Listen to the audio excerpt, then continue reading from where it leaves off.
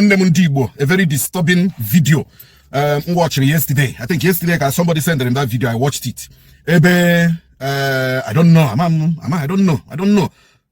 Ebe somebody AK-47 babu, three young guys. Over the allegation na haji pump ya. Na haji igwe ya. Gazuoshi.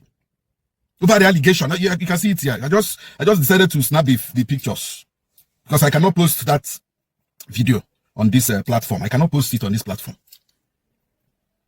No igwegi or whatever Jezuoshi.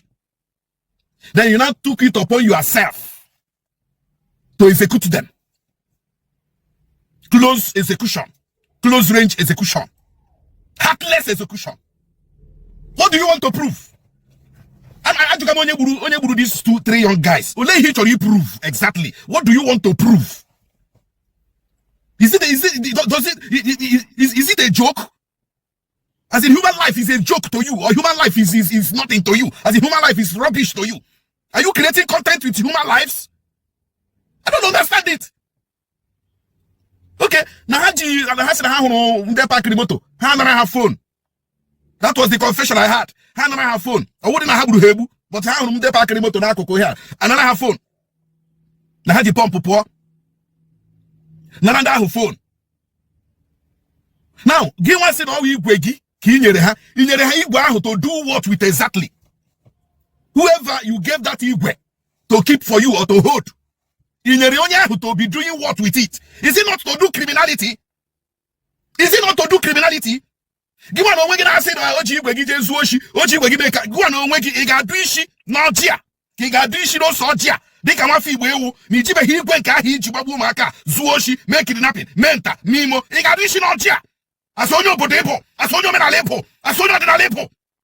He got Duishi no Soja, Ndigbo, Nijiba Higuenka, Hijibabu Dia, Zuoshi, but you make it napping. He who goes to equity must go with clean hands.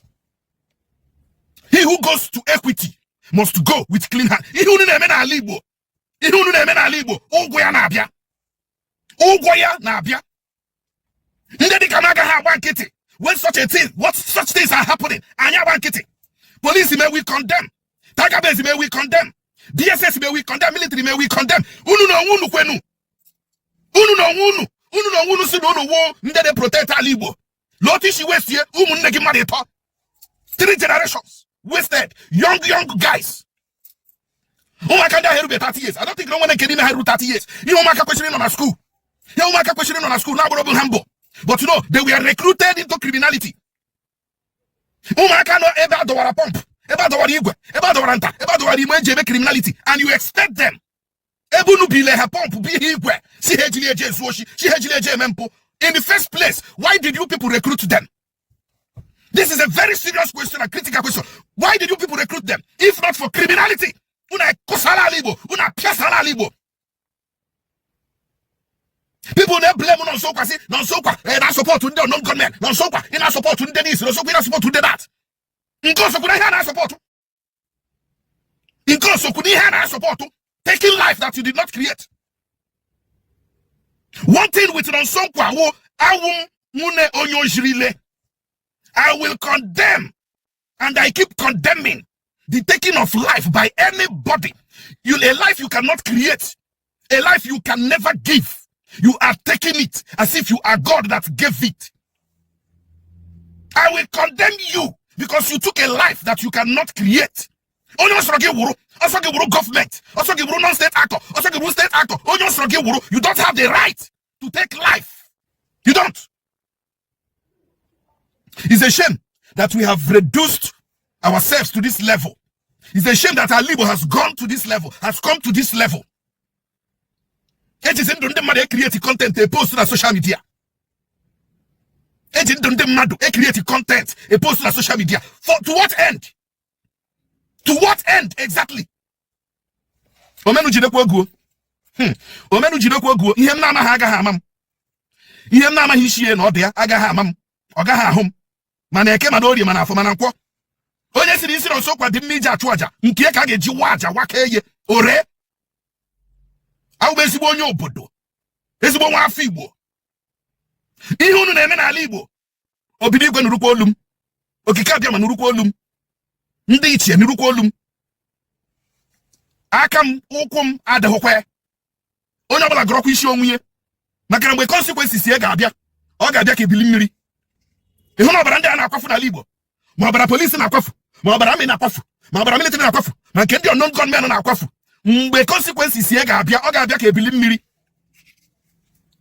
Ewepụkwa m ezinụlọ m, mụ na ezinụlọ m na consequences ahụ mgbe ọ ga-esu. Ewepụkwa m ezinụlọ m, ewepụ m nne m, ewepụ m nna m, ụmụ m, ụmụnne m, onye ọbụla bụ onye agbata obi m, aka ya dị ọcha. Ewepụ m ha, agụpụ m ha, agụpụ m ha, agụpụ m ha, agụpụ m ha, agụpụ m ha. Irukwa nwa afọ Igbo, lakwa jee mee ihe a mere now. Because when the consequences will come, ọ ga-abịa ka ebili mmiri, onwekwa ihe ga-akwụsị ya. Then, gị na onwe gị ji ndụ ndị mmadụ create content n'ala Igbo. Akwụkwọ nsọ sịgo, ome nke ọ na-eme gaa n'ihu, ome mma gaa n'ihu, ome njọ gaa n'ihu. At the end of the day, a ga-enwe day of reckoning. Mana dịka nwa afọ Igbo mpụ, mfu ihe ọjọọ, I will condemn it. Mfu ke na-adịghị mma, aga m ekwu ya. Mfu ke na-adịghị mma, aga m ekwu ya. Kwụsịrị ihe unu na-eme ọ dịghị mma. Dike na ha dike na bie. Odogwa dem odogwu na bie. Ichi ikpe ike na ibu dike na ibu dimkpa na ibu ọgbọ egbe. Ọgbọ egbe na-agba na mba, ọ da-agba n'ụlọ. Ọgbọ egbe ọ na-agba na mba, ọ da-agba n'ụlọ. Ekwuchakwa m ya. Ka m kwuru ya na eke, kwuo ya na orie, kwuo ya na nkwọ, kwuo ya na afọ dịka nwafọ Igbo, ọfọ na ogu ise. Onye nwere ntị ya nụrụ. Do kedu na ife na-eme n'ala Igbo biko nụ? Kedu na ife na-eme n'ala Igbo? Who did we offend? What is happening in our land? Kedu na ife na kedu ife a ga-akpọ nke a biko nụ? Kemgbe wochiri onye a na-ekwu kịta, enwetaghị m onwe m, to be sincere. And these are people that call themselves the protectors of Igbo people. How did we get here biko nụ? Ka ife na-eme n'ala Igbo. Chineke mere anyị ebere biko na nke a bụgokwa madness. Nke a gafegokwa ihe anyị tụrụ anya. Kedu na ụzọ anyị ga-esi biko nụ? Kedu ebe anyị ga-ebido? Kedu ife a ga-agbakwanụ nke a biko nụ? It's not as if whatever those people are doing in the bush are justifiable or not. These are not the concern. But we are talking about the life of our people. We are no more safe. Kedu na ife na-eme na Igbo biko? Chineke na mela anyị ebere. Ọ bụ na ọnụ ka bụrụ anyị biko nụ, si ya tichisi anyị ọfụma na nke a karigo. It's quite unfortunate that something like this na happen na Igbo today, and people that matters in Igboland are yet to do the needful. First of all, release nnamdikanu Kanu biko. The Igbo politicians should do something. Kanu has to be released because a lot of people are shading themselves with the fact that Nnamdi Kanu on detention. Ajirana commit all sort of things.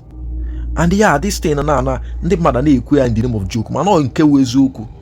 Chineke na manye bere na nke a na-atụzikwa m ụjọ. Ka m gọchicha ọbụla ihe nke ọbụla just like ka n'nso kwa kwuru, ọbụla ihe mmadụ ga-post na social media handle like this, because ihe nwa adọrọ mma nkiri ọtụghọ mma atọ. Chineke na mele anyị ebere, Igbo leaders, senators, governors, ọhaneze ndị Igbo biko nụ, mere anyị ebere na nke a karịgokwe. Ka amazikenu ndị anyị na-aya aya. Nke a bụzi onwe anyị na onwe anyị ka anyị na-eme. Just imagine the lives of these people now. Akwa ya na-ekwu maka nke a na maka na e-postu ya ụfọdụ mmadụ na-afịa a na-react ka maka ndị nke na-eri anụ mmadụ. This is actually getting out of hand, and I think it's hard time the Igbo leaders started speaking up, because it's no more funny. So to my audience, you all have seen it, and just like I said, all this madness is relying to Kanu's detention, and it's quite unfortunate that our leaders, our political leaders, are not doing enough, but then I think we need to start speaking up. If not for nothing, we should start speaking up. If you have a social media handle, try to bring this same thing and give it the kind of audience you can. It's going to do a way much thing for us. We need to speak up for us. This is highly unacceptable. We need to do something, because it could be who today, it could be someone else tomorrow. Bikonu, kaimelo wanye bere.